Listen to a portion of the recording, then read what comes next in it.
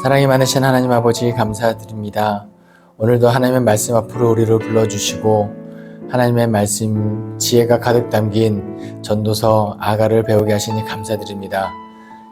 이 배움 가운데 하나님의 뜻을 깨닫게 하여 주시고 그 뜻대로 살아가기로 다짐하는 시간 되게 하여 주시옵소서. 무엇보다도 더욱더 겸손해지기를 소망하며 예수 그리스도의 이름으로 기도합니다. 아멘.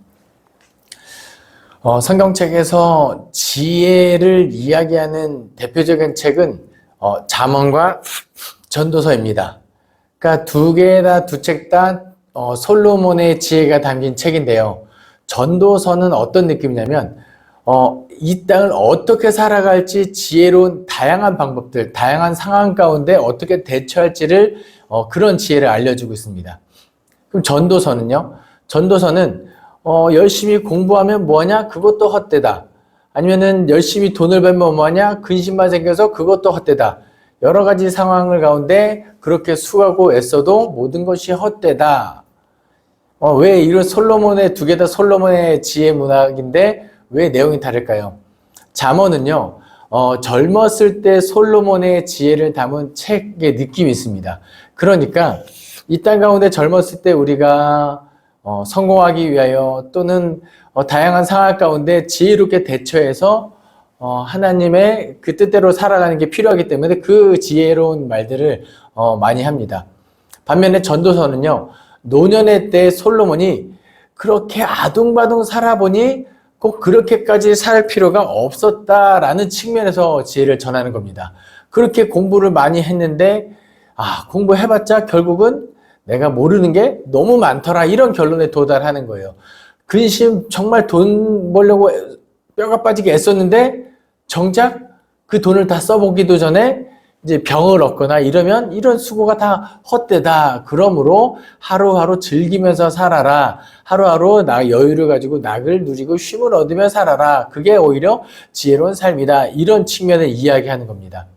그러면은 잠언과 전도서가 서로 다른 지혜를 이야기하느냐? 또 그것도 아닙니다. 잠언의 같은 경우 다양한 상황에서 지혜를 알려주면 누군가가 신하 중에 묻습니다. 왕이시여, 우리가 너무 많은 것들을 배워야 하는데 좀 그 지혜를 좀 축약해서 요약해서 알려주십시오 라고 하면은 솔로몬이 그래, 이것도 중요하고 저것도 중요한데 그래도 그러면 한 가지 기준을 알려주겠다. 그게 뭐냐? 여호와를 경외하는 것이 지혜의 근본이다. 그러니까 여호와를 경외하는지 그렇지 않은지 기준으로 삼고 살아가면 다양한 삶의 자리에서 그 지혜로운 삶을 살아낼 수 있다. 그러면서 여호와를 경외하라고 이야기합니다. 반면에 전도서는요, 신하들이 묻습니다. 왕이시여, 우리가 공부를 많이 하는 게 좋겠습니까? 그거 헛돼. 그러면 돈을 많이 버는 것이 중요합니까? 그것도 헛돼.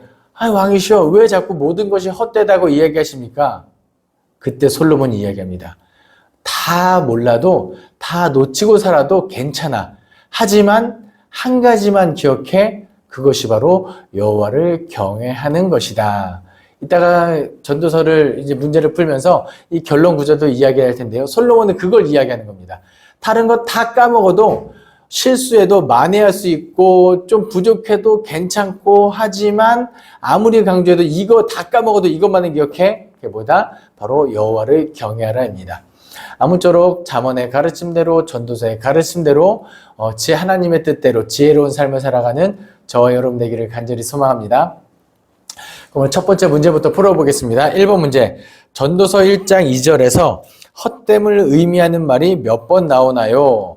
1번, 2번, 2번, 3번, 3번, 4번, 4번, 5번. 정답은 5번입니다.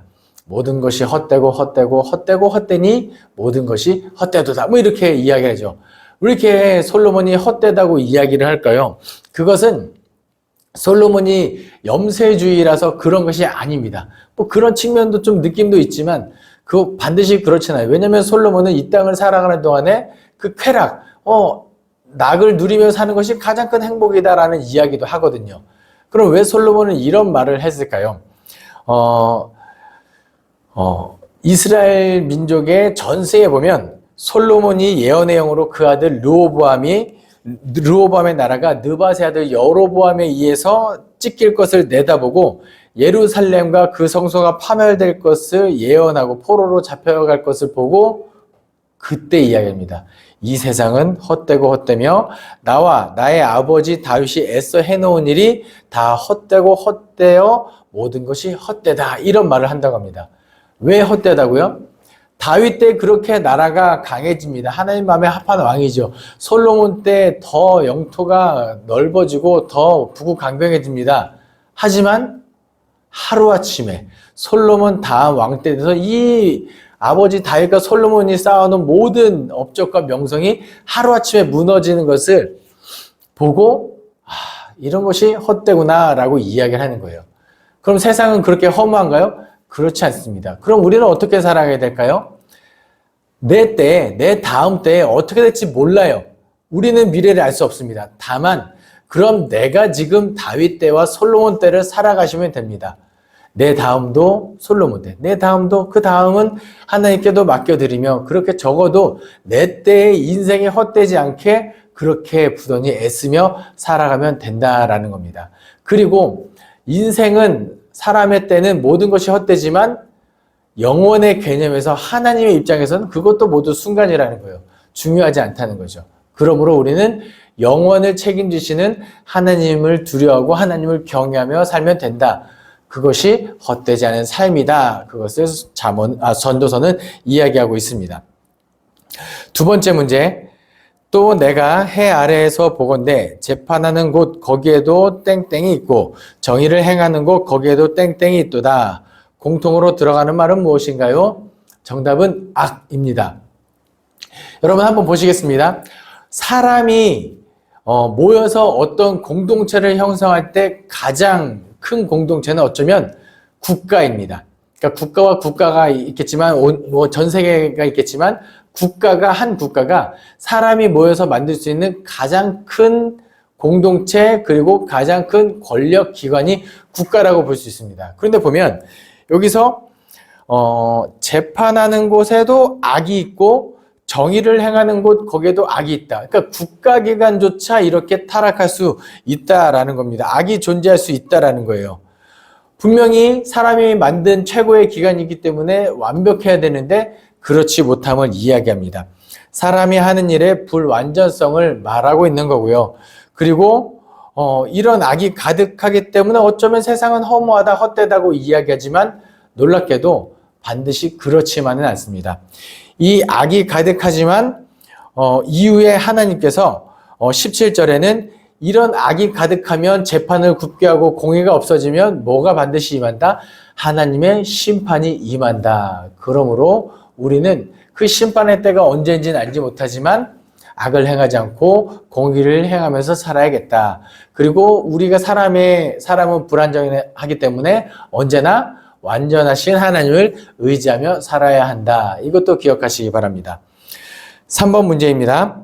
두 사람이 한 사람보다 나음은 그들이 땡땡으로 좋은 상을 얻을 것임이라. 정답은 수고함입니다. 수고함으로 좋은 상을 얻을 것이다. 그렇죠. 사람은요, 일을 하지 않고는 더 이상 땅으로부터 소산을 얻을 수 없는 존재입니다. 그것은 우리가 죄를 범했기 때문이에요. 하지만 또 그 일로 말미암아 또 얼마나 많은 행복이 찾아오는지 모릅니다. 그리고 오늘 이야기할 때 뭐라고 이야기해요? 한 사람보다는 두 사람보다는 세 사람이 낫다는 측면에서 이야기해요.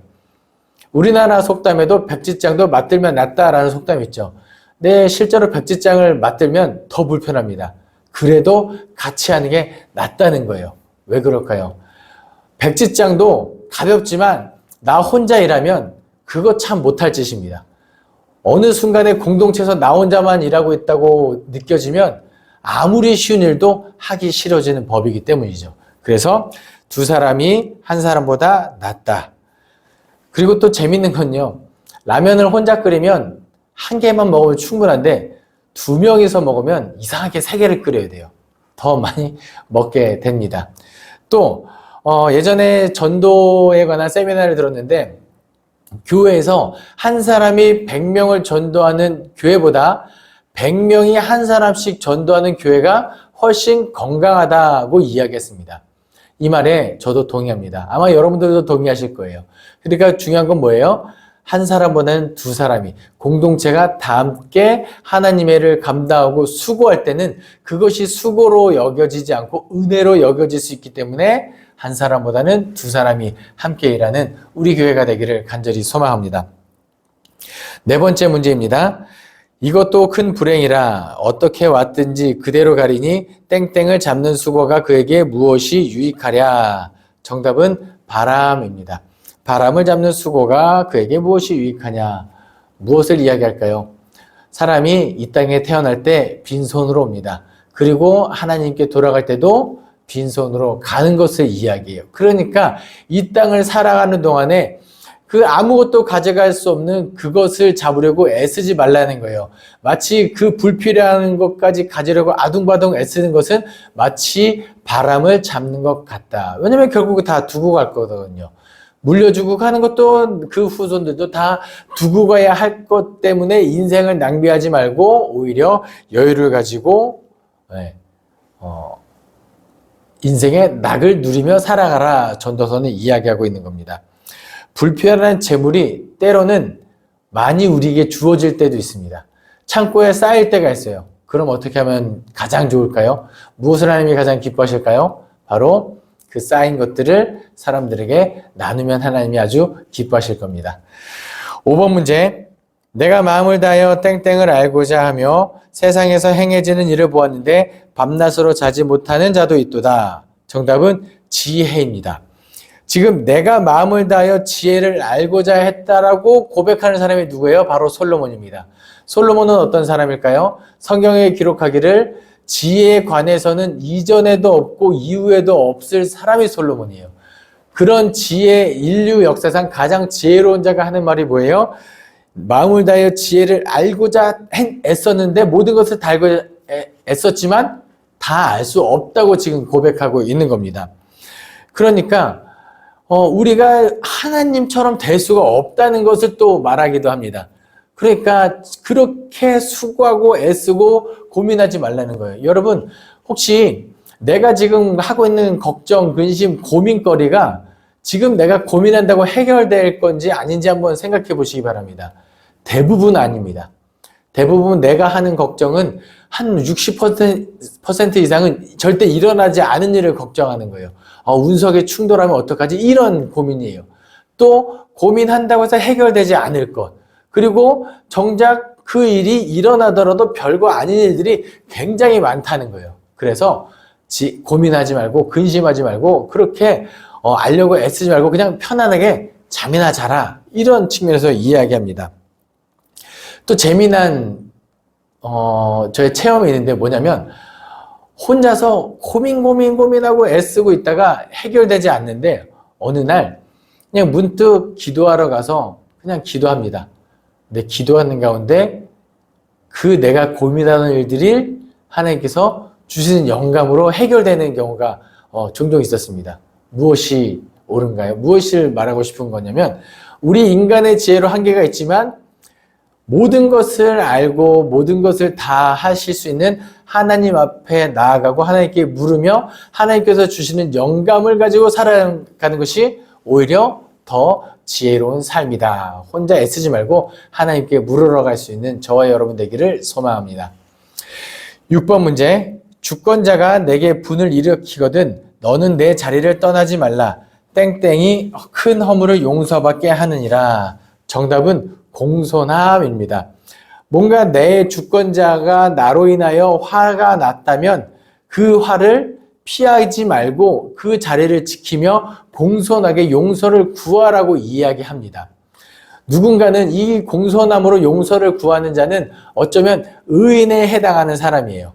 그래도 그 죄를 내가 책임지려고 애쓰는 그런 사람들인 거죠. 이 전도서 10장에서 이 구절 다음에 재미난 이야기가 나옵니다. 뭐냐면 왜 이렇게 공손하게 자리를 지켜야 하는 이유에 대해서 설명하고 있는데요. 5절입니다. 내가 해 아래에서 한 가지 재난을 보았노니 곧 주권자에게서 나오는 허물이다. 그러니까 그 주권자가 권력을 갖고 있는 자가 타락하고 잘못되면 의로운 자가 내가 이 사람 밑에서는 도저히 일을 못하겠다고 떠나서는 안 된다는 거예요. 그 자리를 지켜야 한다고 이야기합니다. 왜냐하면 6절에 우매한 자가 크게 높은 지위를 얻고 부자들이 낮은 지위에 앉는도다. 그러니까 우매한 자가 그 자리를 찾아요. 내가 그 자리에서 내려오면 그 자리가 공석이 되고 그 자리에 돈으로 사거나 자격이 없는 사람이 그 자리를 차지하기 때문에 내가 절대 그 자리를 비워서는 안 된다는 거예요. 교회에서도 마찬가지죠. 교회에서 나에게 맡겨진 사명이 있는데 야 내가 도저히 이 안에서는 이거 못 해먹겠다. 도저히 못 해먹겠다 하실 때 떠나시면 안 됩니다. 끝까지 그 자리를 지키시고 하나님 맡겨진 사명을 감당하면 반드시 하나님 앞에서 말씀드렸다시피 악인은 하나님께서 심판하십니다. 하나님께서 모든 문제를 해결하실 때까지 그 자리는 반드시 지키고 살아가야 한다는 거. 한국교회가 참 어렵지만 그렇지만 교회를 떠나지 마시고 이 교회를 지키고 교회를 온전히 세워나갈 때까지 맡겨진 사명을 잘 감당하시기 바랍니다. 7번 문제. 이래 결국을 다 들었으니 하나님을 땡땡하고 그의 명령들을 지킬지어다. 이것이 모든 사람의 본분이니라. 정답은 경외입니다.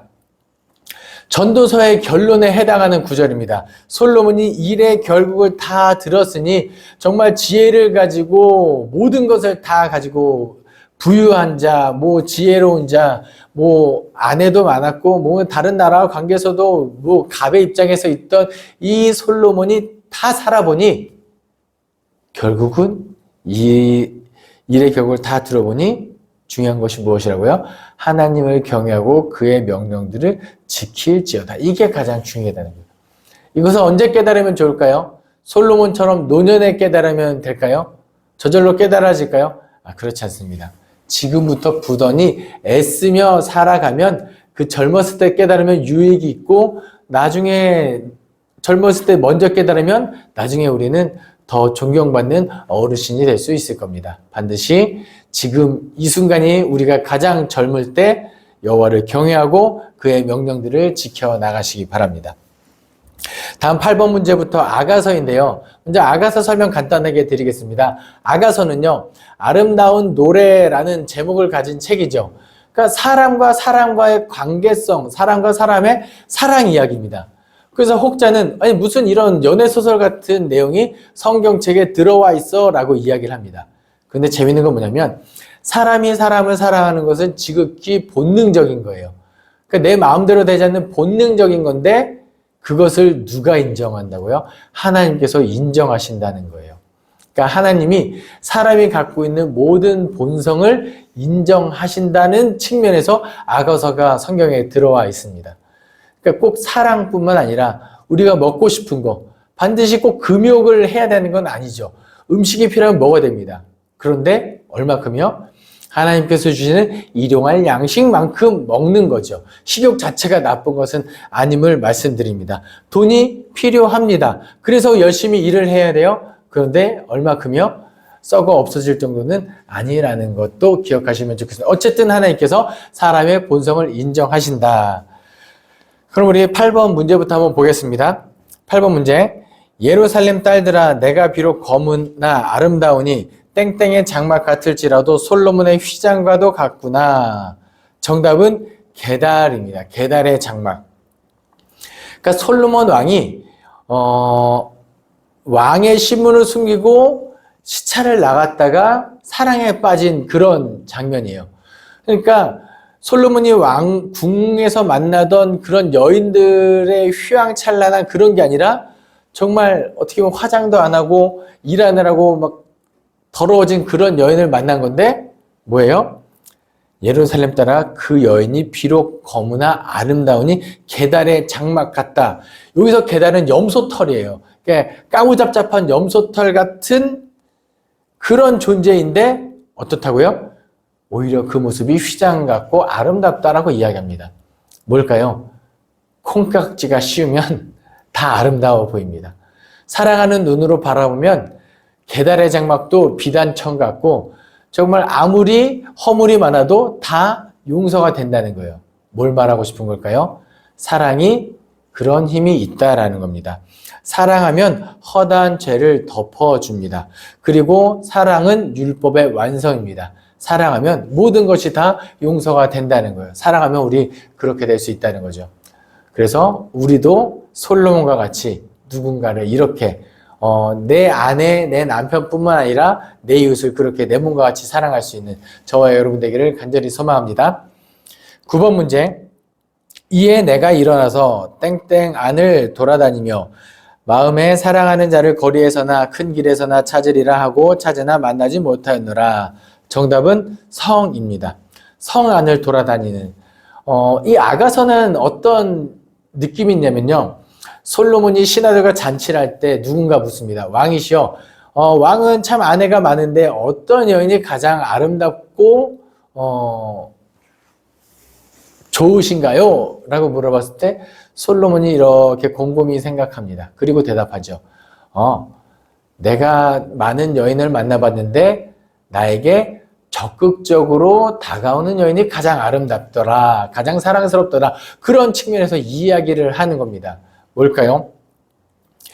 지금 이 솔로몬이 이 성 밖으로 시차를 나가서 여인과 사랑에 빠졌죠. 하지만 솔로몬은 왕이기 때문에 돌아갈 수밖에 없어요. 그래서 사랑을 나눴지만 그 다음날 아니면 하루아침에 이 사랑하는 남자가 떠나버린 그런 상황이에요. 당시의 여인은 어떤 존재냐면 그냥 남자에게 모든 것을 맡길 수밖에 없는, 그래서 남자가 떠나면 어떻게 찾아 나설 수 없는 그런 입장의 여성인데, 이 여인은 뭘 해요? 적극적으로 사랑을 찾아 떠납니다. 그래서 성 안을 돌아다니며 사랑하는 자를 찾아 나서고 나중에 보면 결국은 성 앞까지 물어와서 그 사람이 솔로몬 왕인 것도 발견하고 솔로몬을 만나는 극적인 노래가 아가서입니다. 솔로몬 참 나빴다는 느낌도 들긴 하지만 이 아가서가 말하는 거 뭐예요? 사랑하는 이를 향하여 적극적으로 나아가는 사람이 아름답다. 아가서는요, 교회와 하나님과의 사랑 이야기라고도 표현합니다. 그리고 그리스도인과 하나님과의 관계를 이야기하기도 합니다. 그럼 어떤 사람이 가장 아름다운 사람이에요? 하나님께서 나에게 찾아오시기를 오매불만 기다리는 것이 아니라 하나님을 향하여 적극적으로 나아가는 사람이 하나님 보시기에 사랑스러운 자녀다. 구약 시대에는 하나님이 내려오시기를, 임재하시기를 오매불만 기다릴 수밖에 없는 입장이었어요. 그래서 성 지성소에 또 함부로 들어갈 수도 없었고요. 하지만 예수 그리스도가 오신 다음에는 우리가 하나님을 향하여, 지성소를 향하여 예수 그리스도의 보혈을 힘입어 들어갈 담력을 얻었기 때문에 이제는 우리가 적극적으로 하나님을 찾아 나서면 됩니다. 그리고 하나님께서 그런 자를 더 기뻐하신다는 것도 기억하시면 좋겠습니다. 10번 문제입니다. 너는 너를 땡땡같이 마음에 품고 땡땡같이 팔에 두라. 사랑은 죽음같이 강하고 질투는 소울같이 잔인하며 불길같이 일어나니 그 기세가 여호와의 불과 같으니라. 이 가로 안에 공통어로 들어갈 말은 무엇인가요? 정답은 도장입니다. 도장같이 마음에 품으라는 말은 어떤 의미냐면 바로 직인을 이야기합니다. 말 그대로 우리가 찍는 도장인데요. 이 도장은 나의 소유권을 인정하는 도장입니다. 그러니까 남자가 여자에게 도장 찍고 여자도 남자에게 도장을 찍는 거예요. 그러니까 서로가 서로의 소유권을 주장할 수 있는 도장이 사랑이라는 거죠. 그것이 어떻게 보면 결혼이죠. 결혼은 언약이거든요. 그런데 그리고 이야기하면서 뭘 이야기하냐면 사랑은 죽음같이 강하다. 이거는 어떤 거냐면 사랑에 대해서 강조하는 겁니다. 뭐냐면 사랑해 죽겠네, 좋아 죽겠네, 우리나라 말에도 그런 죽겠네 라는 그런 것처럼 히브리 말로 사랑은 죽음같이 강하다. 그러니까 누구도 말릴 수 없다는 거죠. 그러니까 사랑은 그런 강조의 의미를 담아서 이야기를 하죠. 그런데 사랑이 이렇게 강하기 때문에 질투도 스올같이 강해집니다. 하나님께서 우리를 질투하신다는 거예요. 좀 별론가요? 근데 잘 기억하시기 바랍니다. 하나님이 우리를 향해서 질투를 느낄 만한 존재이신가요? 아니에요. 하나님의 입장에서 보면 우리 진짜 개미 같은 존재고 먼지 같은 존재고 질투를 느낄 만한 존재가 아니에요. 여러분 가운데 혹시 청소를 하다가 청소기에 빨려들이기를 들어가는 먼지를 보면서 아이고 아깝네 이런 사람 없잖아요. 하나님 보시기에 우리 먼지 같은 존재인데 그 하나님이 우리에게 질투를 느끼신다는 거예요. 그 말은 뭐죠? 그만큼 우리를 사랑하신다. 이건 참 놀라운 겁니다. 그러면 우리를 있으나마나 존재로 여기지 않고 질투를 느낄 만큼 사랑하신다면 우리는 어떻게 해야 될까요? 하나님으로부터 질투가 느껴지지 않게 살아야 돼요. 우리도 그만큼 다 드릴 수는 없죠. 하나님만큼 사랑할 수 없지만 최선을 다해서 하나님을 사랑할 수 있는 저와 여러분 되기를 간절히 소망합니다. 기도하겠습니다. 사랑이 많으신 하나님 아버지 감사합니다. 오늘 전도서 말씀을 통하여 지혜로운 삶을 배우게 하시고 아가서를 통하여 하나님과의 온전한 사랑에 대해서 깨닫게 하시니 감사드립니다. 깨닫는 것에서 그치지 않게 도와주시고 지혜로운 삶, 하나님을 사랑하는 삶을 반드시 살아내게 하여 주시옵소서. 감사드리며 예수 그리스도 이름으로 기도합니다. 아멘.